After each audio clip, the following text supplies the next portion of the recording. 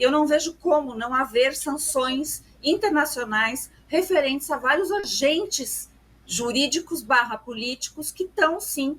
Fala pessoal, sejam bem-vindos! Começando mais um vídeo recheado de informações importantíssimas. Mas antes, inscreva-se agora mesmo no canal, deixe o seu like e compartilhe esse vídeo com o máximo de pessoas. Assim você vai estar me ajudando demais. Giro na tela e notícias a seguir.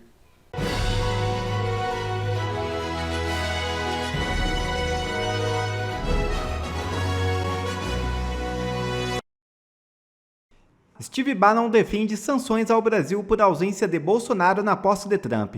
É isso mesmo. Steve Bannon, ex-estrategista de Donald Trump e figura influente na direita norte-americana, revelou ao jornal Folha de São Paulo que planeja solicitar ao futuro secretário de Estado dos Estados Unidos, Marco Rubio, a aplicação de sanções contra o Brasil. A motivação seria a ausência do ex-presidente Jair Bolsonaro na cerimônia de posse de Donald Trump, realizada nesta segunda-feira 20. Segundo Bannon, o movimento é uma forma de pressionar o governo brasileiro com foco em figuras específicas, como o ministro Alexandre de Moraes do Supremo Tribunal Federal. A nossa recomendação é de que deve haver sanções severas ao Brasil e particularmente para esse juiz, para não ter nenhum acesso aos Estados Unidos. Bannon afirmou que discutirá o tema diretamente com Marco Rubio, assim que este assumir o cargo de secretário de Trump. Ele destacou sua proximidade com Marco Rubio e a urgência de agir contra o que chamou de ameaças à democracia. Trump já inicia novo mandato com o pé na porta e faz 100 decretos de uma só vez.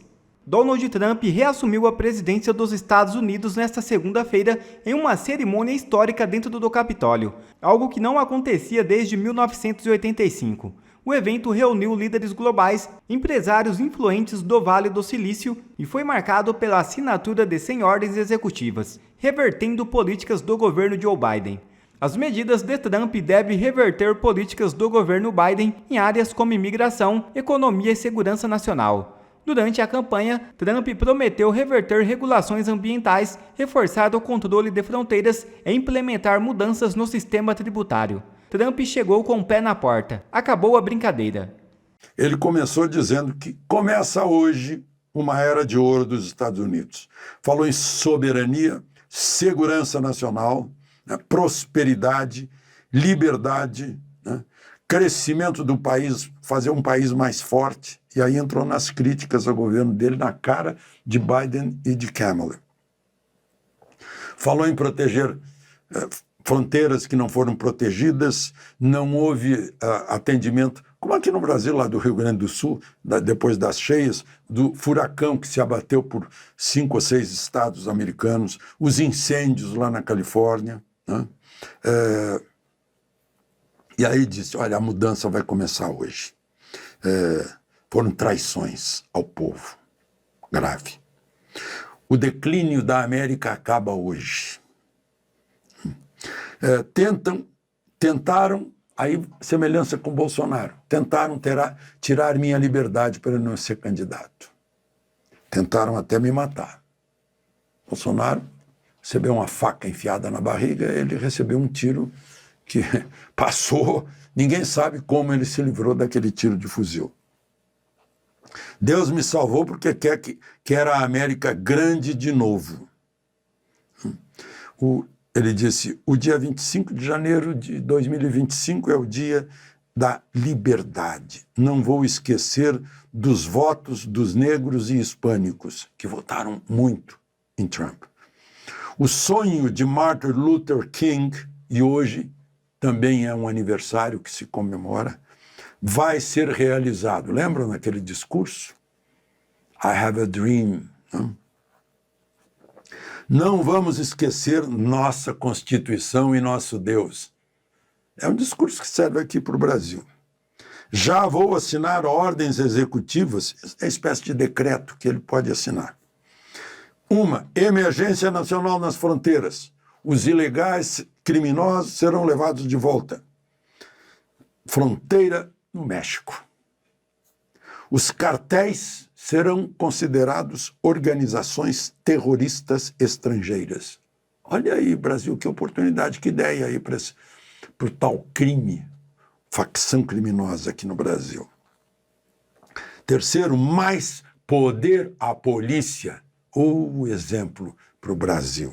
Aconteceu isso no governo Bolsonaro e o homicídio despencou, o crime despencou. É só não ficar constrangendo a polícia. Medidas contra a inflação do dólar por excesso de gastos do governo e preço de energia. Aí corta gastos. E como? Vamos aproveitar o ouro líquido que está embaixo de nossos pés. E por que não usamos o nosso petróleo? Então vamos estimular a indústria automobilística, ninguém é obrigado a fabricar carro elétrico. E uma reforma tributária. Querem exportar para os Estados Unidos? Vão pagar mais impostos. Então a gente cobra dos estrangeiros, ele está explicando, para cobrar menos do americano. Não vamos taxar menos os nossos e taxar mais quem exporta para nós. E vamos exigir mais eficiência governamental. Na Constituição Brasileira, artigo 37, está exigindo moralidade, transparência, publicidade, eficiência, só que não. Só que não. Isso é uma... Não precisa nem comprovar, não precisa demonstrar. É só sentir o serviço público. Vai ser a terra da liberdade plena de expressão. Plena liberdade de expressão. E o Estado não irá perseguir seus opositores. Podem falar mal do Estado. Serão protegidos na sua liberdade de expressão. Prevalece o Estado de Direito. Opa, tomara que se transborde para cá. O governo não se mete em questões de gênero nem de cor da pele. A base de tudo é o mérito. É o que a pessoa tem na cabeça. Não nos órgãos sexuais ou na pele. Não? Óbvio. O que vale é o cérebro. O temperamento, o conhecimento, né? O caráter. Aqueles das Forças Armadas que foram prejudicados, afastados por não aceitar vacina, serão indenizados. As Forças Armadas têm objetivos militares, né? E não sexuais. Vamos encerrar guerras com a maior força militar do mundo. Meu legado será de unificador e pacificador. Ontem, reféns do Hamas voltaram para casa. Eu tenho falado nisso aqui, a força dissuasora do forte. O forte não é atacado. O forte manda, sem precisar agir, sem precisar dar um tiro. Né? Poder de dissuasão. Vamos restaurar... Eu nem sabia que tinham tirado o nome do Monte McKinley, que eu aprendi na escola que o pico mais alto dos Estados Unidos continentais era o Monte McKinley. Tiraram o nome. Não sei que nome puseram lá. Deve ser o pessoal do woke, do politicamente correto. E o Golfo do México vai se chamar Golfo da América. A maior parte do território que envolve o Golfo é Estados Unidos, né? Inclusive a Flórida. O canal do Panamá, nós fizemos tudo. Morreram 38 mil americanos. Entregamos, né? E agora estão violando o acordo com tarifas injustas para os navios dos Estados Unidos, inclusive os navios da Marinha. A China que está operando o canal, e nós não demos o canal para a China. Vamos pegar de volta. Aí eu lembrei daquela refinaria da Petrobras na Bolívia, né? Que os bolivianos simplesmente pegaram e o governo Lula calou. Vamos pôr as estrelas e as listas Stars and Stripes em Marte. Ambição é a vida de uma nação. Isso que nos fez grandes, os desafios, as aventuras. Aqui, o impossível é o que fazemos melhor. Nosso país foi feito por patriotas. Patriotas é que fazem um país. Vencemos o fascismo e o comunismo. Vamos restaurar nossos sonhos e vencer. Nosso poder vai implodir todas as guerras. Nossa era de ouro recém começou, disse Trump. Que assim seja. Bom, eu achei o discurso muito firme e sem grandes surpresas em relação ao que ele vinha anunciando. Agora, a reação da imprensa, da velha mídia, também é sem surpresas. O Elon Musk se empolgou numa hora que ele subiu no palco, visivelmente sob entusiasmo, aliás, foi parte do discurso dele, o otimismo que caracteriza a América, vamos conquistar Marte, que foi uma fala do Trump, que ele se empolgou ali atrás, ao lado do filho Barron, né, do presidente, e ele fez do meu coração para todos vocês. Quando ele faz isso, eu até vi ali o astronauta, né, aquele cara que quer voar, quer conquistar o mundo. A CNN e companhia viram Hitler, né? E aí eu já pedi para o Franco preparar aí uma montagem, né? Porque a G1 do Globo já está lá, né? Gesto de Musk que gera polêmica durante fala do bilionário, a CNN já está chamando ele de fascista. Mas vamos lá, né? Obama, Hillary Clinton, Kamala Harris, quer dizer, todo mundo fazendo a saudação nazista, é isso? Ou será que tentam enxergar aquilo que querem só quando interessa, né? Então, eu vou resumir o discurso do Trump, antes da gente entrar nos detalhes, Cauti, da seguinte forma, o título que eu dei na minha coluna da Oeste essa semana: acabou a palhaçada. Para o governo americano, que é focado em resultados agora, que quer entregar uma qualidade de vida melhor para os americanos, uma segurança maior nas fronteiras e uma paz relativa no mundo, acabou a palhaçada. É meritocracia, são 2 gêneros e por aí vai. Para a imprensa, começou a palhaçada, né? Agora eles vão ter que ficar na mesma ladainha de sempre, dobrando a aposta e incapazes de compreender o que deu tão errado nesses últimos 4 anos. Eles fizeram isso, insistiram nisso, e está aí o Trump de volta à Casa Branca. Agora eles vão tentar convencer milhões e milhões de pessoas de que colocaram no poder fascistas, nazistas. Boa sorte com essa narrativa ridícula.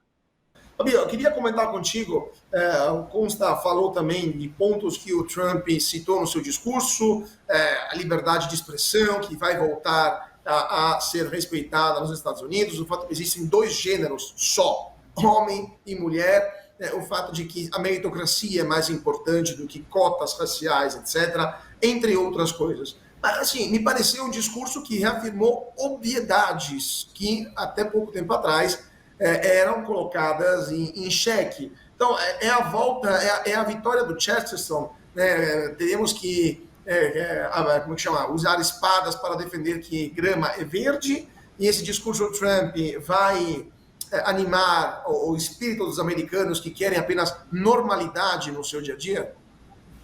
Cauti, eu vi de um jeito mais singelo. Eu vi ele citando Deus várias vezes, né? E como a gente sabe, lá no manual, que é a Bíblia, são coisas simples. Então, a volta, né, de valores tão comuns aí para nós, principalmente cristãos, né, ele falou várias vezes, e tudo que ele falou, olha só, é bíblico também.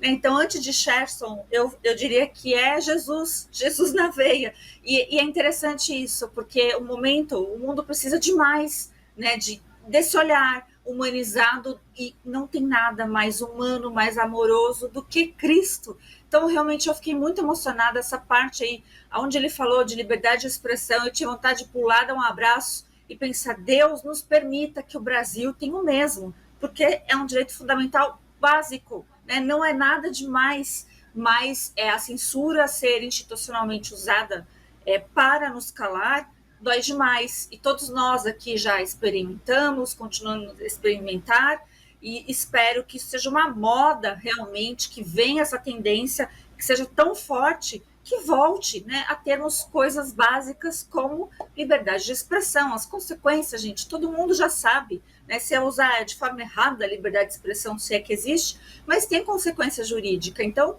tá tudo bem. O problema é que a gente está naquela fase, o Brasil olhando isso com olhos brilhantes e ao mesmo tempo é bem apreensivo, porque do outro lado tem Nicolás Maduro, e a gente sabe que Lula é muito mais propenso àquele lado, e eu tenho medo de uma ditadura plena, né? Então, para o Brasil, acho que a gente está nesses termos. Pois é, Fabi, falando agora, justamente pegando esse gancho do lawfare, né? Porque Trump também, em seu discurso, denunciou o uso da máquina pública e da justiça para tentar perseguir oposicionistas, né? Inclusive ele mesmo, né? Sofreu vários processos, e ele disse que isso vai acabar. Um sinal claro também para outros países que fazem isso. Eu senti também uma certa... Estava me coçando quando eu vi isso, pensando no Brasil, né? Quando Trump falou dos Estados Unidos, mas a gente pensa sempre no Brasil. O que você acha que pode acontecer com isso, e ele vai... Como parar esse tipo de comportamento da magistratura, que muitas vezes sequer pede ao poder político o que fazer ou não fazer, mas atua autonomamente para perseguir personalidades que acham na oposição, né, ou perigosas, como no caso aqui do Brasil, do Supremo Tribunal Federal? A primeira coisa, né, a gente já viu que o Supremo, infelizmente, ou a cúpula do judiciário, ou muitos do judiciário, não tem aquela coisinha chamada autocontenção. Então, realmente, algo vai ter que acontecer para mudar o sinal de derrota que nós estamos, que está acabando o Império da Lei, né, ou já acabou o Império da Lei no Brasil.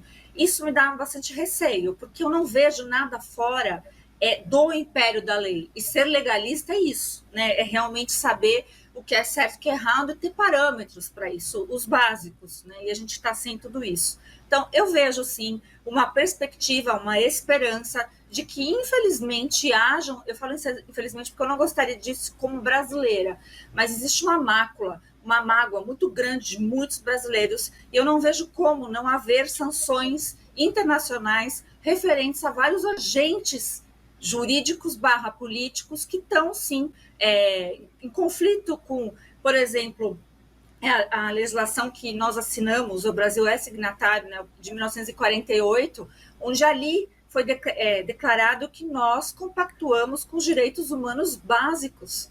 Isso está sendo violado, então está sendo violado desde uma figura tão gigantesca como é o próprio Jair Bolsonaro, ex-presidente do Brasil, que teve o seu direito de ir e vir cassado, sem o devido processo legal, sem a devida defesa, nem mesmo, né, ainda foi indiciado, e a gente vê isso nas pessoas mais simples. Aí eu pego a Débora de Parâmetro, a cabeleireira que está presa. Então, assim, é preciso haver essa força. Se vai ser uma força que nós vamos enxergar, eu já não sei. Mas tomara que tenhamos força e sejamos o suficientemente importantes para o mundo, até na questão de geolocalização, né, por conta de guerras e etc., ou porque fabricamos alimentos em demasia, para que pode ser também, a gente não fique sabendo, mas que haja essa força, essa mesma que eu entendo que teve sim, que ainda está atrás dessas figuras que têm tornado a nossa vida um inferno, né, que tenha, então, ao contrário. E que a justiça venha sobre o Brasil, né, que a gente possa olhar para o Trump, o Bolsonaro lá desesperado. Eu sei, aquilo para mim foi muito simbólico, né, o choro do Bolsonaro no sábado, porque ele chorou o choro do que é muito injusto, né, o choro que fica, né, que você está com possibilidade, você está no momento, no auge, no que Deus determinou que fosse, e vem um homem, né, e com essa força ele usa aparatos, ao meu ver, ilegais, para manter, né, a ideia dele, porque é mais importante estar certo, na visão dele, do que estar correto, que são coisas bem diferentes. Quer ver mais conteúdos como esse? Então inscreva-se agora mesmo no canal e ative o sininho das notificações. Assim você não perde mais nenhum conteúdo que é postado aqui no canal. E também já deixe o seu like para o YouTube ajudar a divulgar o nosso trabalho. Fico por aqui e que Deus abençoe a todos. Brasil acima de tudo e Deus acima de todos.